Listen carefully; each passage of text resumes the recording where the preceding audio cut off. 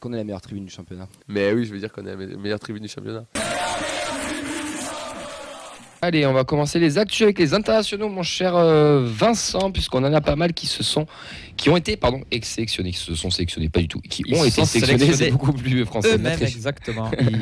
Ils ont forcé la porte d'entrée de Clairefontaine. Ils sont rentrés directement. On va commencer d'abord avec l'Angleterre, puisque Cresswell sera convoqué avec les espoirs. C'est en Angleterre, Clairefontaine White Fontaine, voilà, tu m'as compris. C'est Fred, non, surtout Clément. Clairefontaine. Voilà, merci pour orthophoniste. Du coup, Cresswell, les espoirs anglais, ils affronteront l'Irlande du Nord et l'Autriche. L'Irlande du Nord, c'est un qualif. L'Autriche, ce sera un amical. En Amérique du Sud, tu vas enchaîner peut-être si tu veux, Sozo avec le Chili pour affronter l'Argentine et la Bolivie sera pour la qualification en Coupe du Monde. Caceres avec le Venezuela pour affronter la Bolivie et l'Uruguay. Vincent Sio, notre capitaine avec la Suisse pour affronter le Danemark et l'Espagne, c'est pour la Ligue des Nations. Donum, ça doit être pour du football, avec la Norvège pour affronter le Kazakhstan et l'Autriche, j'imagine aussi la Ligue des Nations. Oui, totalement. Les France Espoirs, Guillaume Rescon est continué d'être convoqué, il affrontera la Slovénie et la Bosnie. C'est qualif Euro pour le coup, là, oui, si je dis pas de bêtises. C'est ça, t'as raison. Et on termine avec les U19, il y en a 3 qui sont télésélectionnés avec les Bleus, puisqu'on a Metallic envoyé Saka. Ils affronteront l'Irlande, le Mexique et la Pologne. Mais ça fait bien longtemps qu'on n'avait pas eu 3 U19 sélectionnés. Ouais, c'est des bonnes chapeau. C'est bien. Ouais, donc ça veut dire que ces 3 mecs partent dans quoi 1 an, 2 ans C'est trop tôt. Pour la saison actuelle, ça peut servir. C'est trop tôt. Ça peut servir, oui. Il faut faire quelques matchs d'abord. L'après-faux, la Fabrique Violette, les U13 et les U14 passent le week-end à Barcelone. Et c'est pas pour faire du tourisme, mais c'est pour jouer les jeunes de la Masia. Les U15 joueront une sélection parisienne. C'est l'académie, le programme de l'académie. La N3 se déplacera à Canet en Roussillon. Ça sera demain à 18h. Tu veux que j'enchaîne, d'accord. Oui. Les U19 et les U17 se recevront à la maison. On aura d'abord un Toulouse à Saint-Etienne à U19 à 11h sur l'annexe 1. Puis un TFC Olympique revenant à 13h30 sur l'annexe Bristaton. On a aussi un match amical qui est celui des U16. Ça sera contre Gardanne Beaver FC. Ça sera demain samedi à 11h sur l'annexe 5 du stadium. Merci pour d'avoir enchaîné. On va passer aux féminines.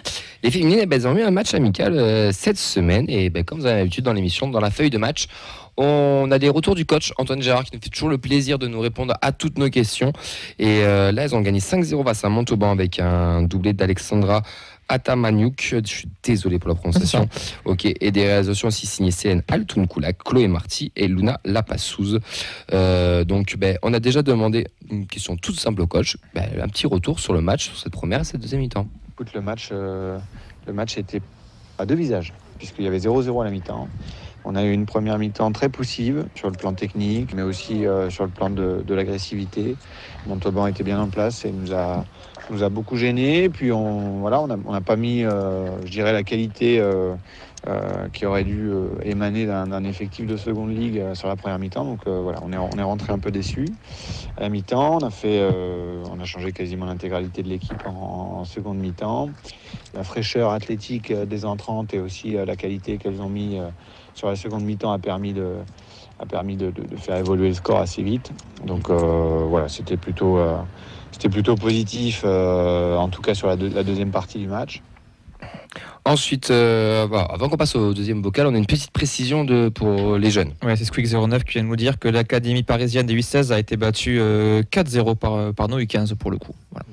Merci pour la précision. On retourne avec les féminines, avec le coach. On lui a demandé quel était le but d'avoir un match en semaine, parce qu'on était sur une série de 3 matchs cette semaine. L'idée, c'était d'intégrer ce match dans notre programmation de semaine sur les thématiques fortes là, du projet de jeu, puis d'avancer tout simplement dans la prépa en continuant de se donner de la confiance, d'en reprendre à la rigueur peut-être un peu, même si la défaite contre Marseille nous avait pas fait perdre en confiance particulièrement. Le fait de gagner un 5-0 nous va nous faire beaucoup de bien pour finir la semaine et se diriger vers le match d'Eibar. C'est sûr que ça fait toujours plaisir de gagner 5Z. Eibar, c'est une équipe de Liga espagnole qui joue le milieu de tableau. Voilà, on va les jouer. J'ai encore quelques doutes sur la nature de l'effectif, si c'est l'équipe Fagnon, si c'est l'équipe réserve ou un mix des deux. Donc on verra bien. Si c'est une très forte opposition, si c'est l'équipe de Liga espagnole, c'est du niveau D1 française. Donc voilà, ce sera une opposition très très relevée pour nous. Et puis si c'est l'équipe réserve, je pense que ça correspondra à peu près à notre niveau, 2e, 3e division française. Je pense que les divisions espagnoles ressemblent un petit peu à notre niveau sur la D2 ou la D3. Donc ça, c'était la présentation du club de Eibar. Ensuite, on lui a demandé qu'est-ce qu'il recherchait dans cette opposition face à un club européen. Ça a été une opportunité de défier une équipe espagnole. Alors on recherchait un petit peu ça sur la prépa, pas sur tous les matchs, mais on a essayé de le rechercher un peu. On n'a pas été en réussite sur les timings avec les différents clubs, mais c'est très bien de jouer des clubs d'un pays différent, avec une culture footballistique différente aussi. Ça amène de la variété dans les problématiques que nous on peut rencontrer et qu'on va chercher à développer chez les filles.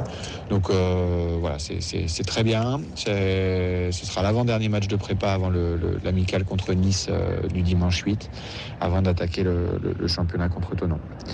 Ça se passera samedi à 18h30 à Marche Prime dans le 33. Voilà pour le programme complet. Vous pouvez les retrouver sur nos réseaux à partir de 16h tous les vendredis et tous les résultats le lundi à partir de 16h.